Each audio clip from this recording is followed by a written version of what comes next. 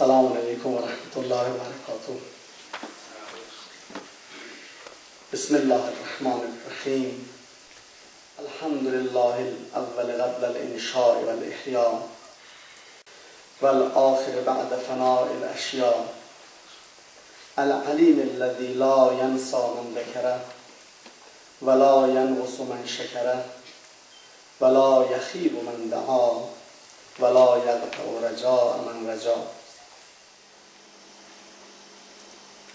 پس از قریب به 10 سال کار طاقت فرسای مداوم و بیوقفه بالاخره نوبت به حرف زدن ما هم رسید و افتخار حضور در جمع مقاله نویسان نصیب من هم شد.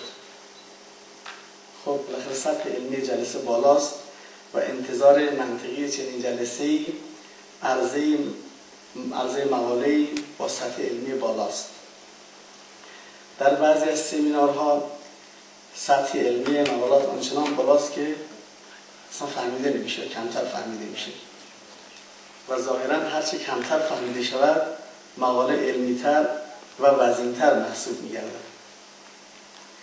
در برخی از موارد آنقدر سطح علمی مقاله بالاست که حتی نویسنده خود مقاله هم آن رو درک نمیکنه، مثل این مقالات که من امروز میخوام عرضه کنم. خب اگر اتفاق غیر منتظره افتاد و مطلب قابل فهمی از این مقالات نصیب حضار محترم شد، لطف فرموده به ما هم بگوین تا ما هم بفهمیم. سلامت.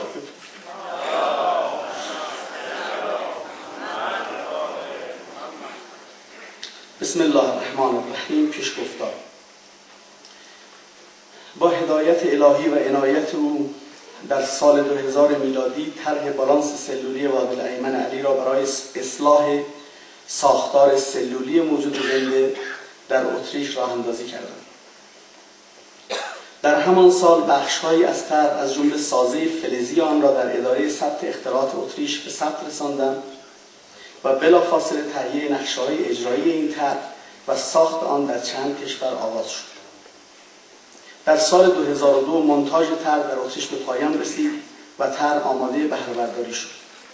در اولین مرحله به سختی موفق شدیم مرکز تحقیقات سرطان اتریش را راضی به همکاری کنیم و کار روی سلولای سرطانی و سالم را آغاز نماییم.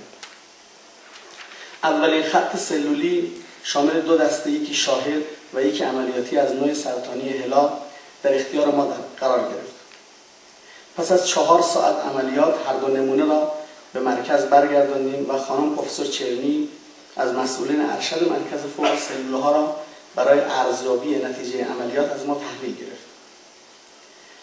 ایشان پس از بررسی سلولها با تعجب فراوانی اعلام کرد یک دسته از این سلولها کاملا آپوپتوزه شده، یعنی دچار خودکشی سلولی شدند. بلافاصله با جدیت بیشتری عملیات روی انواع دیگر سلولهای سرطانی ادامه پیدا کرد و تقریبا همیشه همین نتیجه تکرار شد. در ادامه برای بررسی پاسخ سلولهای سالم به عملیات سلولی مرکز ما دسته‌های سلولهای سالم حیوانی و انسانی مورد آزمایش قرار گرفتند.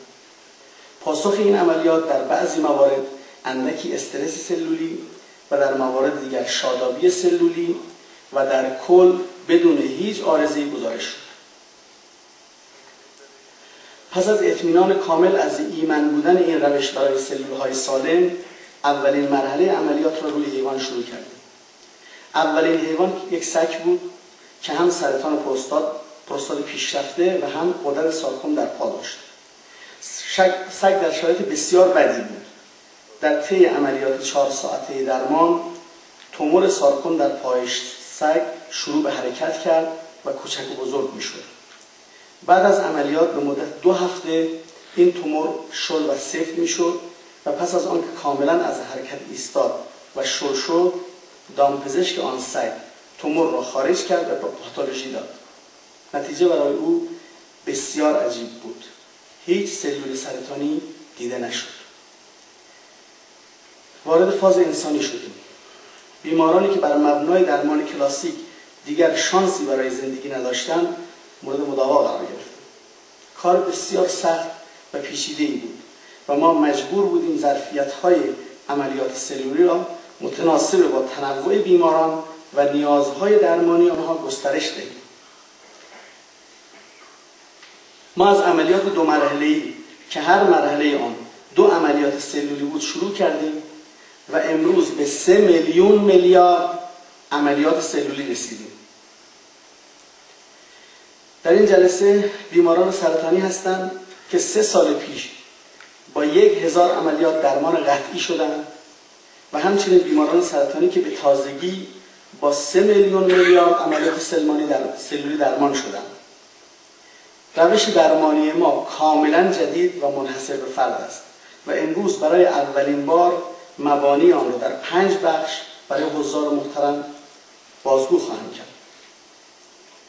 نکته بسیار مهم در این مباحث آن است که برای اولین بار در خصوص فعالیت‌های بنیادی سلول‌های سالم و بیمار مطالب جدیدی مطرح می‌شود که به غیر از یک مورد تمامی آنها حاصل کار تحقیقاتی مرکز ماست و از هیچ جایی برداشت نشده است.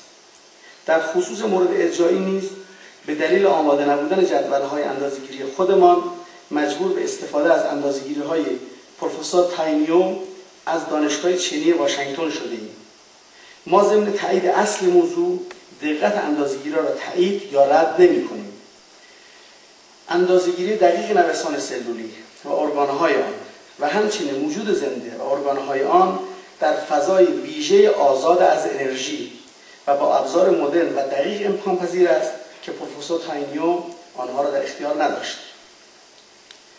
مرکز ما امکانات فوق را مهیا کرده و امیدواریم بتوانیم یک جدول کامل و دقیقی از نوسان سلول و ارگان‌های آن و همچنین نوسان وجود زنده و ارگان‌های آن تهیه و تقدیم مجامع علمی نماییم.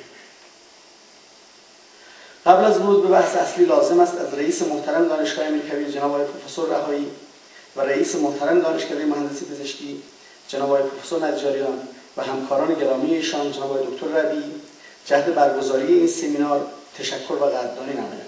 ان شاء الله این حرکت شما برای همیشه ماندگار خواهد شد. علی عالیشاهی، پژوهشگر و مؤسس انستیتو علمی بالانس سلولی وادی الایمن علی، اتریش.